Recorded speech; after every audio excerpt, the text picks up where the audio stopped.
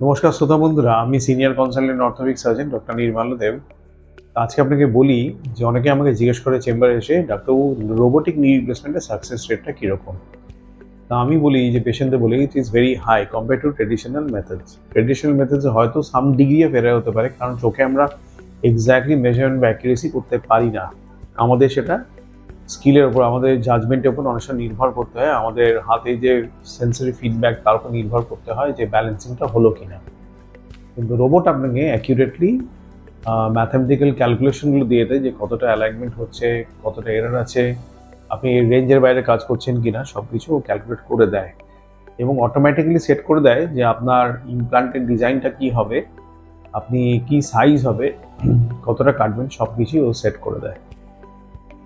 তার জন্য main factor যেটা হয়ে যায় যে অপারেশনের টাইমটা খুবই শর্ট হয়ে যায়। আমরা অ্যাকিউরেটলি দেখতে পাচ্ছি, আমরা অ্যাডজাস্টমেন্ট করে নিই ইমিডিয়েটলি, সেরকম করে বোনটাকে কাটিং করে প্রিপারেশন করে আমি ইমপ্লান্ট লাগিয়ে দিচ্ছি। So it is very fast method. যেহেতু অপারেশনটা খুব ফাস্ট হয়, সেই জন্য এখানে ইনফেকশন রেটটা লো হয় এবং সাকসেস রেটটাও খুব হাই হয়ে যায়। More than 90% success rate reported in literature. এটাই হলো ইন ব্রিফ আজকের মেসেজ যে সাকসেস রেটটা কীরকম হয়ে যায়। তো আপনারা যারা ওয়েট করছেন, যে ভাবছেন যে ট্রেডিশনাল মেথড রোবট করবো, তার রোবটের জন্য অবভিয়াসলি অপ্ট করতে পারেন, তারা অবশ্যই এই চিন্তাভাবনা করতে পারেন। আর যদি ফার্দার প্রশ্ন থাকে এই বিষয়ে, তাহলে আমাদের চ্যানেলে হেল্পলাইন নাম্বারসগুলো দেওয়া রয়েছে, সেগুলো এখানে ফোন করে আপনি সেগুলোকে তাদের সাথে কথাবার্তা বলে, আমার অ্যাসিস্ট্যান্ট কথা বলবেন, আপনি ইনফরমেশনগুলো অ্যাকোয়ার করতে পারেন। আজকে শোনার জন্য অসংখ্য ধন্যবাদ। Thank you. নমস্কার।